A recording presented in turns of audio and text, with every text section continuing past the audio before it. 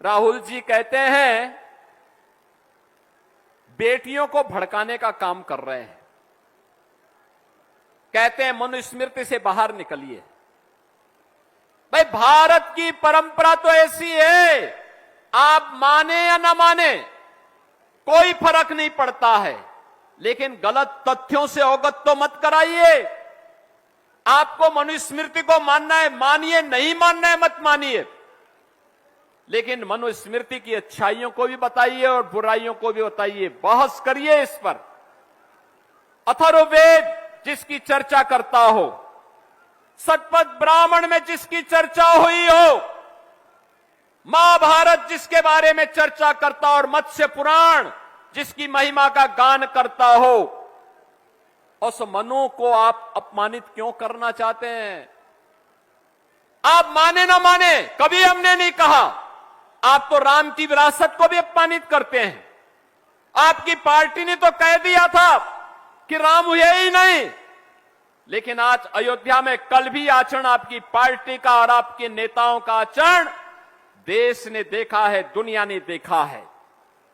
आप माने ना माने, लेकिन याद रखना, आज भी हर सनातनी जिस काल गणना को मानता है, वह काल गणना किसी और ने नहीं दी है। राहुल जी, वह काल गणना मनु ने दी है, और वह काल गणना है जब पलक झपकता है उसको निमेष कहते हैं। हमारे यहां काल गणना पलक झपकने को निमेष कहते हैं।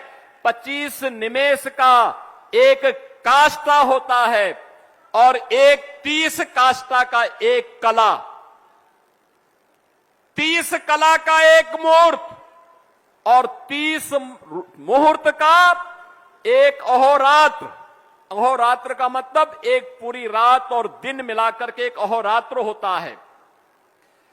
15 दिन यानी एक 15 अहोरात्र का एक पक्ष होता है और 2 पक्ष का, यानी कृष्ण पक्ष और शुक्ल पक्ष, हर महीने में 2 पक्ष चलते हैं, तो 2 पक्ष का एक माह होता है। 6 माह का एक अयन होता है और 2 अयन का एक वर्ष होता है। याद रखना, मकर संक्रांति का आयोजन जब हम करते हैं, भगवान सूर्य जब उत्तरायण में आते हैं तो मकर संक्रांति आती है। हम लोग नदियों में स्नान करते हैं, प्रयागराज में माघ का मेला लगता है। हम लोग जाते हैं, संगम में स्नान करते हैं, और भीष्म पितामह ने तो उत्तरायण आने के लिए अपने शरीर को सरसैया में वेदना में झेलते रहे, लेकिन उत्तरायण आने के बाद ही अपने प्राणों को छोड़ा था।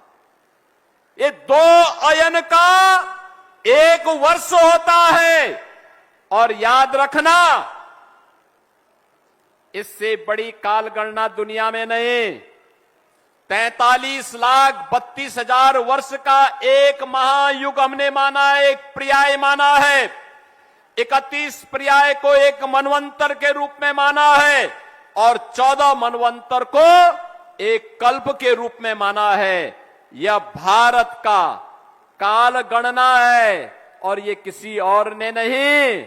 राहुल जी, ये आपके नाना ने नहीं दिया है, पर नाना ने नहीं दिया है, आपकी दादी ने नहीं दिया है, ये दिया है मनु ने दिया है। ये मनु ने दिया है, और जिसको आज भी हर सनातनी जिसका पालन करते अपने पर्व और त्योहारों को मानता है। सर्वाधिक समय तक रायबरेली और अमेठी में कांग्रेस और कांग्रेस के द्वारा थोपे गए लोग जनप्रतिनिधि के रूप में नेतृत्व दिए हैं, लेकिन इन्होंने कभी भी भारत की आजादी के इन क्रांतिकारियों को, इन नायकों को सम्मान देने का कार्य नहीं किया, क्योंकि सम्मान में ये मानते हैं कि सम्मान तो केवल यहां एक परिवार का होता है। इनका मानना है केवल उनके परिवार का सम्मान मिलना चाहिए, यानी केवल कांग्रेस का मानना है कांग्रेस को सम्मान मिले और समाजवादी पार्टी को कहना है कि केवल सफाई सिंडिकेट को सम्मान मिले। बहनों और भाइयों, ये सफाई सिंडिकेट एक दूसरा है। कोई भी गुंडा होगा आपके कस्बे में, आपके क्षेत्र में, आपके जनपद में, आपके प्रदेश में, वह गुंडा अपने को संस्कारों से समाजवादी पार्टी के नजदीक पाता है, उसके नजदीक पाता है। उनका काम था गरीब की जमीन पे कब्जा करना, व्यापारी से चौध वसूली करना, बेटी की सुरक्षा में सेंध लगाना और राहुल गांधी के ही संस्कारों में रंगे हुए समाजवादी पार्टी के बबुआ का भी एक बयान परसों आया है।